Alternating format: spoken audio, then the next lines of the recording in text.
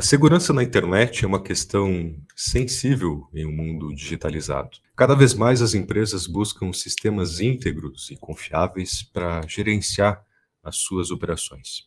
Por sinal, o Dia da Internet Segura foi celebrado neste último dia 7 de fevereiro. Neste ano, a campanha internacional tem o tema Juntos por uma Internet Melhor. A transformação digital anda em um ritmo acelerado.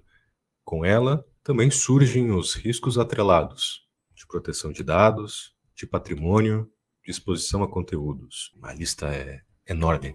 Segundo o relatório da Cybersecurity Ventures, que realiza pesquisas globais de cibereconomia, em 2022, no ano passado, uma empresa sofreu a cada 11 segundos um ataque de ransomware, o software malicioso que criptografa os dados e bloqueia até que o pagamento seja efetivado de um resgate, e normalmente por criptomoedas. Então, os estados se veem reféns de fazer esse rastreamento.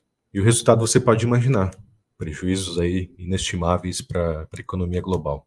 Meu nome é Vinícius Flores, sou supervisor de marketing aqui na Interact. Com esta problemática em debate, este episódio do Ctrl I, você vai cruzar o Oceano Atlântico comigo. Recebo com muita honra Ana Constantino, de Luanda, na Angola. Ana é especialista em segurança cibernética e CEO da Condama, empresa da Angola que presta serviços de consultoria e formação na área de segurança cibernética.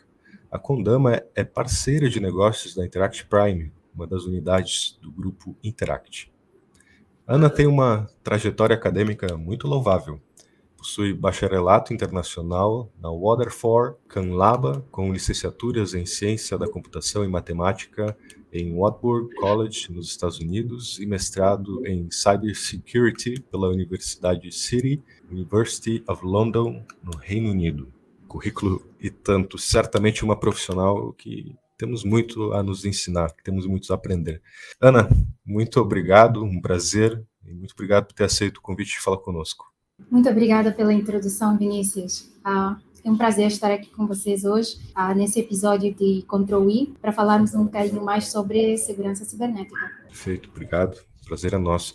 Começamos então sobre esse dia da internet mais segura. O que ele significa no contexto da cibersegurança, Ana? Vinícius, o dia da internet mais segura, no contexto de segurança cibernética, é uma oportunidade para engajarmos iniciativas que reforcem a conscientização de segurança cibernética para um ambiente digital mais seguro, com um uso mais ético.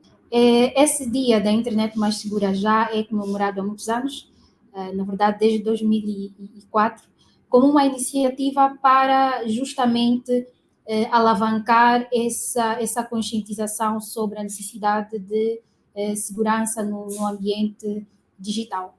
Começou como uma iniciativa da União Europeia, na altura, da rede InSafe, financiada pela União Europeia, e desde então comemora-se todos os anos, no segundo dia da segunda semana, segundo mês do ano. É esta a razão, para quem não saiba, pela qual o Dia da Internet Segura não é necessariamente comemorada no mesmo dia todos os anos, né? Calha sempre um dia diferente, desde que seja o segundo dia da segunda semana, segundo mês do ano. Pois então, Ana, se puder nos comentar quais são as celebrações, quais são os atos, as ações que tanto governos quanto sociedade civil realizam nesse dia, por gentileza. Vinícius, as celebrações em torno do dia da internet mais segura variam muito e depende da localização geográfica, né, do país em foco, e do tema do ano, né, porque todos os anos o dia da internet mais segura é baseado em torno de um tema específico, né? Então as celebrações vão em torno disso e variam desde workshops, jogos, campanhas de conscientização, encontros de colaboração, cooperação entre sociedade civil, entidades da polícia, entidades do governo, empresas de segurança cibernética e por aí afora. Perfeito. Comentava no início do do nosso bate-papo, o número de ataques a empresas, de sequestro de dados tem aumentado. Um dado ali de cada 11 segundos, uma empresa no mundo sofre algum tipo desses ataques. Na sua opinião, como especialista no tema, qual é o papel dos governos nesse sentido? De que forma eles podem intervir para garantir uma internet mais segura para as organizações? Olha, Vinícius, há várias formas diferentes pelas quais os governos podem intervirem na promoção de uma internet mais segura. E uma delas, para começar, e falando aqui do público em geral, é a promoção de campanhas públicas de conscientização, né? Porque primeiro o público precisa de saber como se proteger no ambiente digital. Agora o número de pessoas expostas aos riscos de segurança cibernética é cada vez maior. Então, a promoção de conscientização pública a nível do país, campanhas de conscientização, é uma coisa muito importante que os governos podem fazer.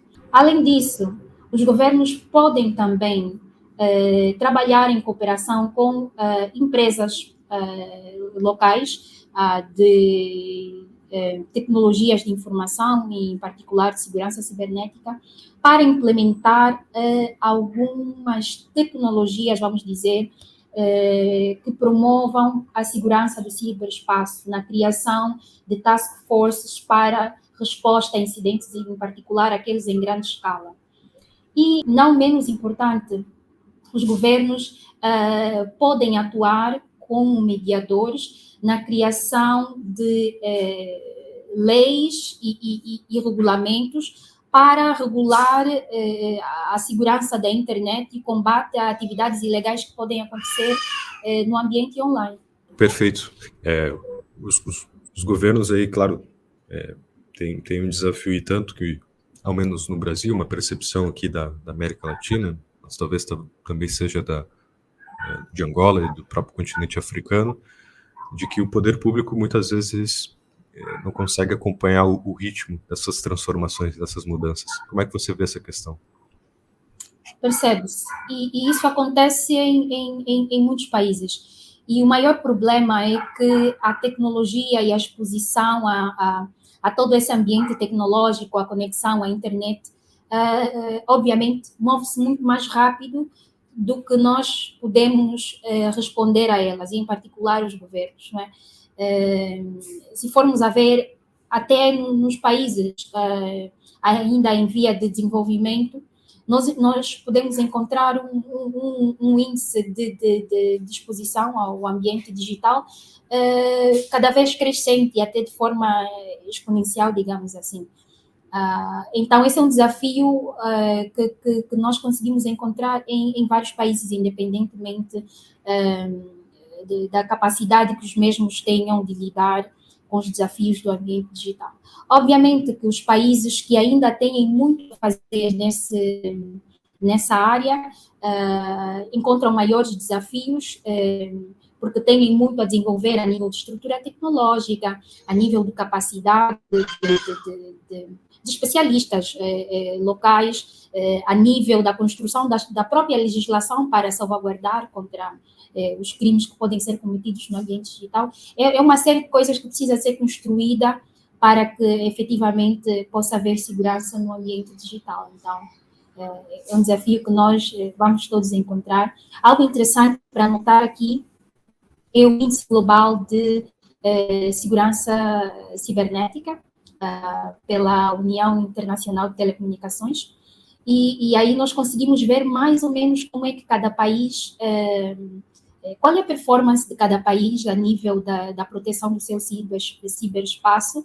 em 5 pilares diferentes, né, que é o que eles usam para avaliar.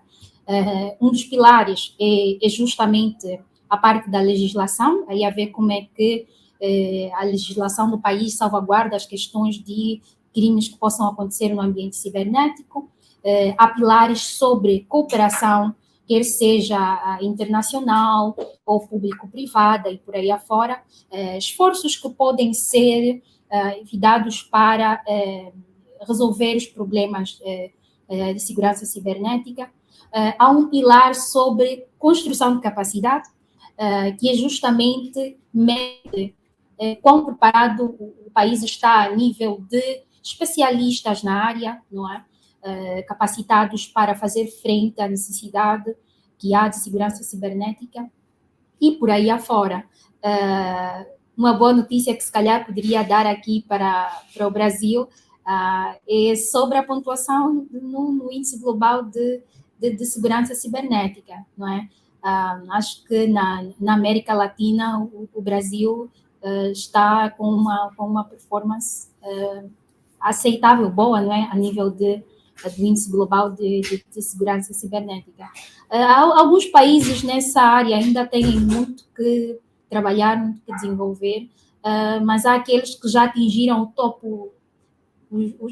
top 10, não é, dos países com melhor índice de segurança cibernética, e se calhar são esses que nós devíamos olhar e estar ali para frente a lutar para atingir um nível de segurança desejável. Replicar suas boas práticas, né? Exatamente. De um lado, é um tema com, me parece, olhando de fora, como jornalista, é um tema com muitas camadas. De um lado, você mencionou aí a importância da atualização da legislação, a questão, bem, de uma cooperação entre estados, porque é algo que invade o direito internacional muitas vezes, né? É um outro território, o território das redes, né? Um território que muitas vezes não corresponde com o território físico, digamos assim, e há, portanto, claro, o papel aí das empresas, das organizações, mas me parece também que há uma outra camada nessa questão, que é o papel da sociedade civil. Eu sou um sujeito dos anos 90, os meios de comunicação, os meios com os quais eu tive contato na minha adolescência, na minha infância, eram a televisão, era um rádio. Hoje, nós sabemos que muitos pais, criam seus filhos através com tablets, através de celulares, e ali, bem, eles têm contato com um universo de informações que eu, um sujeito dos anos 90, não tive, e talvez você também não teve. Queria lançar essa provocação, essa questão, que é o que se vincula um pouco com a temática deste ano, do Dia da Internet Mais Segura, que é qual é o papel dos pais, dos educadores, frente a essa avalanche de informações e de possibilidades que a internet nos oferta. Essa é uma questão muito interessante, Vinícius, e fez muito bem em mencionar a diferença que há entre as pessoas que cresceram nos anos 80, nos anos 90, e as crianças que estão a crescer agora a partir dos anos 2000 e para frente. O que era colocado na base da educação das pessoas que cresceram antes da era digital, antes da era da internet, era muito diferente daquilo que constituem, quizás, as necessidades das crianças que já nascem nessa época digital, as que crescem, pelo menos, nessa época digital. Daquilo que vemos e das necessidades que aparecem a nível de proteção digital, há cada vez mais necessidade de atuação por parte dos pais e por parte dos educadores, aqui me refiro aos professores e orientadores de alguma forma. Por quê? Porque há necessidade de se incluir nas bases da educação dessas crianças e jovens orientação também sobre o uso responsável das tecnologias digitais. Como mencionou o Vinícius, algumas crianças nascem já e crescem a olhar para smartphones, tablets, com menos de 5 anos já sabem navegar pela internet por aí afora. Como é que esses pais vão proteger essas crianças de todos os de todos os problemas que podem aparecer na internet? Como é que eu me certifico que a minha criança, que já consegue ir procurar no YouTube um videozinho de cartoon ou uma musiquinha que ele gosta, que ele não encontre um conteúdo que seja inapropriado para a sua idade? Todas essas questões precisam ser tratadas também com os pais e os educadores. E aqui é onde está o desafio. O desafio está em muitas vezes nós de certa forma, monopolizarmos esse conhecimento de tecnologia simplesmente para o pessoal de TI, para os especialistas. Muitos pais dizem simplesmente, eu de internet não entendo nada, eu de tecnologias não entendo nada. Mas na era em que nós vivemos, feliz ou infelizmente, se quisermos proteger as nossas crianças, as pessoas que estão sob a nossa responsabilidade, nós precisamos de, pelo menos, termos conhecimento suficiente sobre como salvaguardar a integridade dessas crianças, uma vez que elas estejam expostas ao ambiente digital. Tendo dito isso, o que mais é importante que os pais e os educadores prestem atenção? Primeiro, identificar o tipo de tecnologias e o nível de exposição que esses têm no ambiente digital, para que os pais possam saber como melhor proteger os seus filhos, os educadores, como melhor orientar os seus educandos. É saber, primeiro, que nível de exposição é que esses têm. Há crianças que já têm exposição a alguma forma de dispositivo eletrônico, mas só usam para jogos. Há crianças que apesar de não ser suposto terem acesso, há crianças que têm contas, inclusive nas redes sociais. E alguns pais não monitorizam esse tipo de situações, porque nem sequer sabem o que o filho tem. Comprou de presentinho aí um smartphone, um tablet de Natal e pronto, presentinho de Natal super perfeito. Vai aí, a criança vai alegre, mas depois disso o pai já não sabe o que a criança usa esse tablet, esse smartphone para fazer. O que ele vê, o que ele faz quando fica aí 1 hora direto a olhar para o smartphone, a olhar para o tablet, o que ele está fazendo? Está vendo vídeos, está jogando, ou ele está fazendo alguma outra coisa. É um detalhe muito importante que os pais e os educadores precisavam ter para saber como melhor orientar essas crianças. Depois, há outros detalhes que os pais e os educadores também precisavam de olhar, que é, por exemplo, dar espaço para a conversa, para criar um ambiente de conversa sobre aquilo que acontece no ambiente digital. Por exemplo, para as crianças e jovens que já tenham acesso a redes sociais, os pais conversam com essas crianças e jovens sobre a vida que esses têm no ambiente digital, porque, de certa forma, é como se nós tivéssemos uma vida virtual, vamos dizer assim, quando estamos no ambiente digital. E acontece de tudo um pouco, coisas boas e coisas más, inclusive situações de cyberbullying e situações do gênero.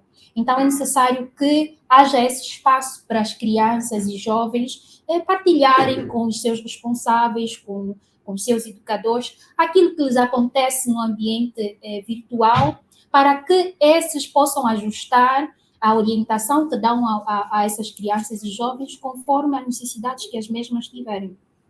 Sabe, Ana, que eu estive recentemente em Portugal por conta do Web Summit, e lá eu conheci um caso muito interessante que envolve os miúdos, como os portugueses falam, as crianças.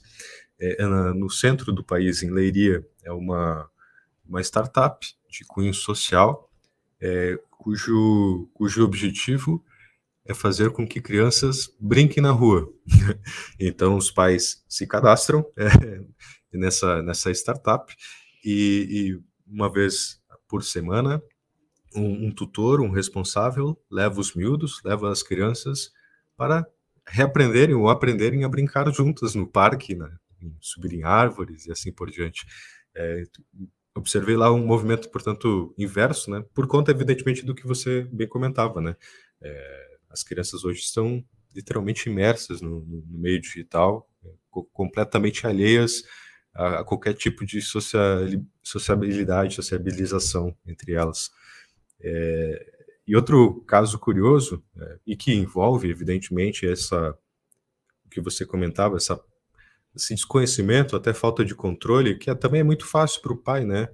E claro, sabemos das dificuldades de criar uma criança, né? Mas é tentador a um pai fornecer um smartphone com um vídeo para que a criança se entretenha e ele possa focar em outras tarefas.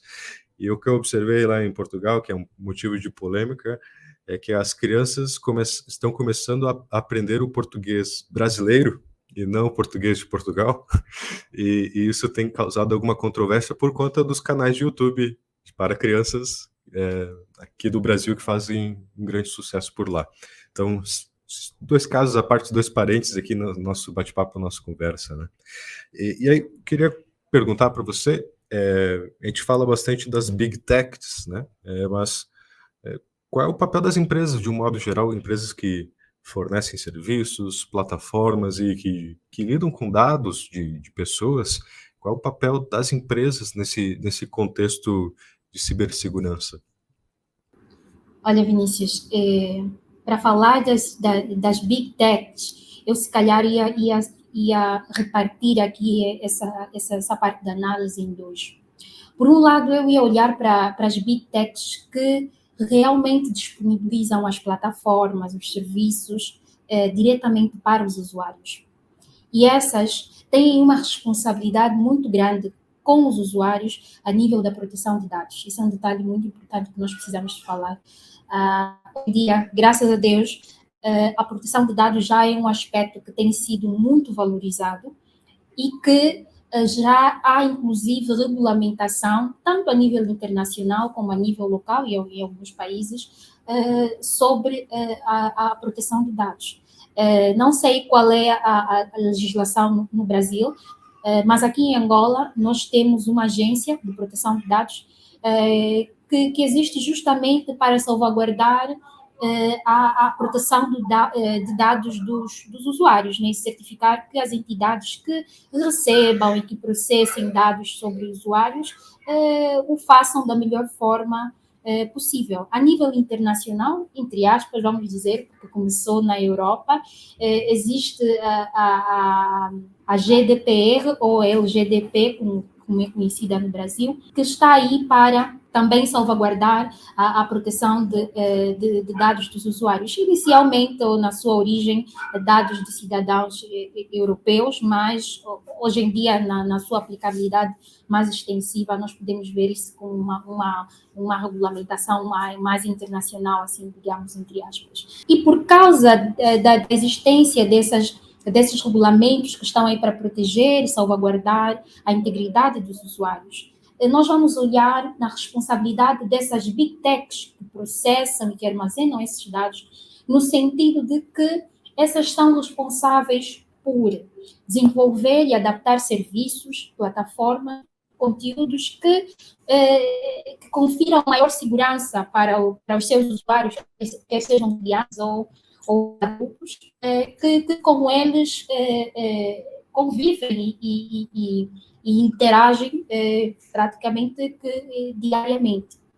Por outro lado, vamos olhar para o tipo de entidades tecnológicas, vamos dizer assim, que existem para prover serviços que alimentam essas big techs que estão de frente com os usuários. Aí estão os internet providers, não é?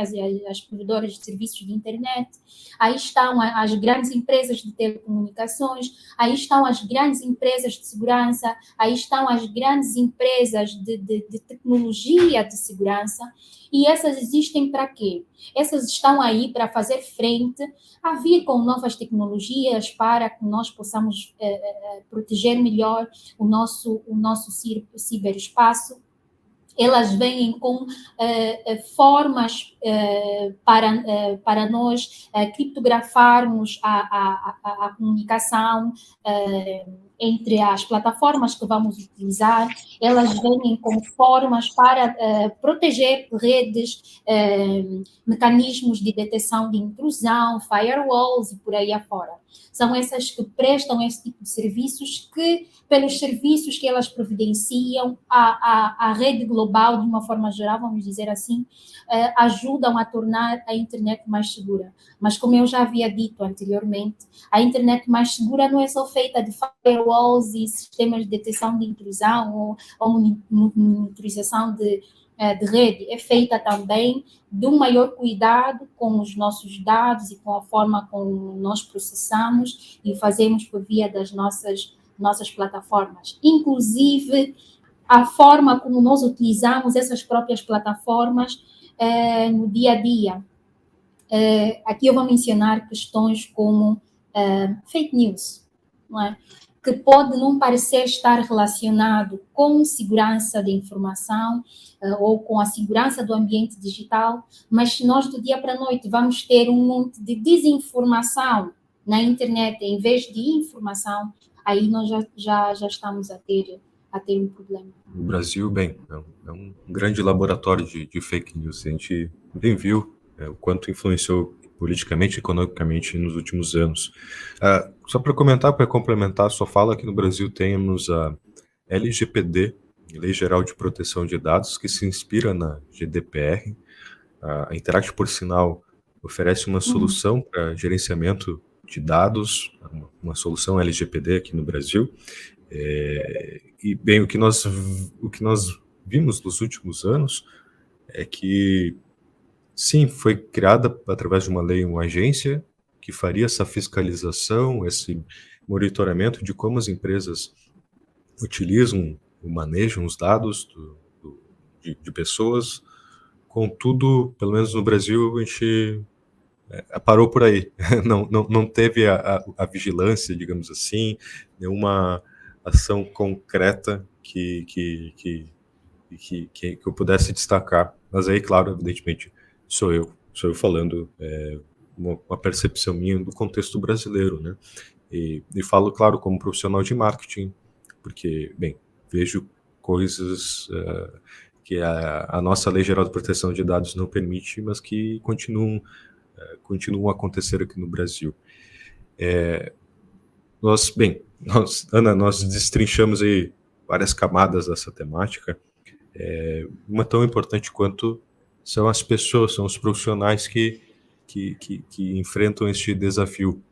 Se puder nos comentar sobre qual é o estado da arte atual desses profissionais no mercado, tanto angolano quanto no mundo, e o que pode ser feito para melhorar essa qualificação de profissionais de TI em segurança. Vinícius, essa é uma questão muito interessante, porque em TI, nos últimos, vamos dizer, 10 anos, já passaram várias profissões que foram chamadas de sexiest job ou de sexiest profession da década, né? Mas o que acontece? Essas profissões sexys vêm e vão, conforme a necessidade que o mercado tiver. E atualmente, com as situações que nós temos vivido, os ataques de ransomware, os crescentes incidentes de segurança cibernética em organizações de várias indústrias, a preocupação com a segurança da informação, com a segurança cibernética aumentou e, por causa disso, a demanda por profissionais nessa área também. Algo interessante sobre a segurança cibernética. Até alguns anos, se calhar 10 anos ou um bocadinho mais, essa área de segurança cibernética não era assim tão profundamente explorada fora daquilo que era em muitos países a segurança do Estado. Era muito explorada na superfície, vamos dizer assim, para o consumo a nível enterprise, né, a nível das organizações, das empresas. E só recentemente, com essa crescente demanda por esse tipo de profissionais, que já eram poucos no mercado, é que muitos profissionais de TI, ou pessoas com essa inclinação para a área TI, deram-se conta que realmente segurança cibernética é uma área que vale a pena investir, porque há muita demanda no mercado, os salários são altos, e pronto, não é um investimento que vale a pena, vamos dizer assim. Infelizmente, não se torna um especialista em segurança cibernética do dia para a noite. E a depender da especialização que a pessoa vai fazer, pode levar mais ou menos tempo para conseguir atingir um determinado nível naquele específico nicho de segurança que a pessoa vai seguir. Por essa razão, nós ainda temos muitíssimas empresas a procurarem várias especialidades de segurança e encontram uma oferta muito limitada no mercado. O que pode ser feito a respeito disso?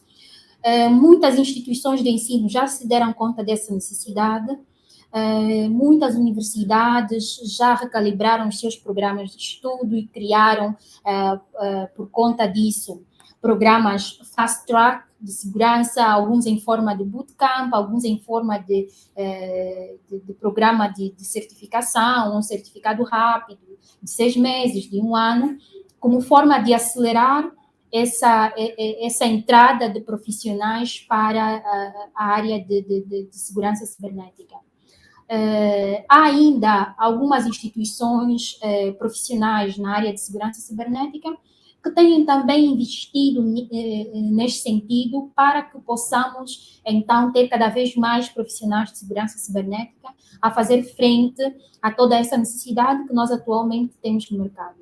A título de exemplo, temos a organização ISC Square, que lançou um desafio de certificar 1 milhão, sim, eu disse 1 milhão, de profissionais com a sua certificação de base a nível da sua organização. Ou seja, eles ofereceram essa certificação gratuitamente para as primeiras 1 milhão de pessoas que se inscreverem a fazerem essa certificação. Eles fizeram isso com que objetivo? Com o objetivo de abrirem ali a porta e para que essas pessoas possam explorar a profissão em segurança cibernética e, obviamente, com isso eles já estariam dando o primeiro passo para que pudéssemos ter mais 1 milhão de profissionais em segurança cibernética. Em Angola, a Condama também tem estado a trabalhar, a fazer muitos esforços a nível de atividades formativas para que nós possamos ter mais profissionais na área de segurança cibernética. Fazemos alguns trabalhos com estudantes universitários na área de TI, de forma geral. Haver alguns que tenham inclinação e o desejo de iniciar carreira em segurança cibernética e outro com profissionais que já sejam profissionais da área de TI e busquem transição para a área de segurança cibernética. Nós oferecemos para esses alguns programas fast track que permitem que os mesmos possam fazer essa ponte e entrar de forma assim bem eficiente, vamos dizer, no ramo de segurança cibernética. Por curiosidade, quanto tempo leva um curso de mais fast track, como você comentou, e para um profissional estar apto a trabalhar no mercado? Olha, o nosso último lançamento, o nosso curso mais fast track que nós temos a essa altura é o programa Shield Hub. E o Shield Hub é um programa híbrido de formação fast track e mentoria. Por que nós encontramos essa necessidade? Já há algum tempo nós temos vindo a dar formações nesse modelo mesmo fast track para que pessoas possam ingressar rapidamente ao ramo de segurança cibernética. Obviamente que numa fase inicial como analistas júniores, não é? Com as bases necessárias para iniciar nessa carreira e depois progredir consoante o tempo. Mas nós encontramos algumas debilidades a nível de orientação mesmo, de estratégia, de organização, para que a pessoa pudesse efetivamente ser bem-sucedida na sua busca por uma carreira em segurança cibernética. Alguns dos formandos até eram bem focados, tinham bastante interesse, mas parecia que não tinham a orientação certa e havia pessoas que às vezes nos apareciam assim, olha, ele quer tanto entrar em segurança e agora tudo que é certificação que me aparecer em segurança eu vou fazer isso, vou fazer aquilo, mas depois nós vamos olhar para tudo aquilo e elas nem sequer agregam valor uma à outra. São nichos muito diferentes de segurança e a pessoa depois se frustra porque ele sente que não está a crescer, porque não está a colocar o foco todo em uma área específica. E o objetivo com esse programa do Shield Hub é justamente fazer essa ponte entre a formação Fast Track e a mentoria que está aí para ajudar as pessoas que estejam a procurar carreira nessa área a colocar as energias no sítio certo para que, durante aquele período de formação, ele possa sair dali como entry-level cybersecurity. Legal. Parabéns pelo trabalho mesmo. Se puder, aproveitando, comentar um pouco dessa parceria com a Interact Prime, da Condama. Perfeito. Olha, Vinícius, além dos nossos esforços a nível de formação, e as nossas formações são tanto técnicas como formações de conscientização, nós também fazemos algum trabalho de consultoria de segurança cibernética. E o nosso foco aqui é um nicho muito específico de empresas que nós encontramos no mercado e que tenham, vamos dizer, o desejo de investir em segurança da sua organização, mas que, devido à elevada demanda de profissionais no mercado e tal, aí vai quem mais oferece, e as maiores empresas normalmente ficavam sempre com os melhores profissionais, e as médias e as pequenas quase nunca tinham nada para trabalhar e para agregar valor. Então, nós criamos um programa que nós chamamos de CISO, as a Service, para pequenas e médias empresas. É uma forma de acelerar a capacidade de segurança, é um programa especificamente desenhado para o tamanho e a complexidade desse tipo de empresas, que pode ser implementado em um curto espaço de tempo.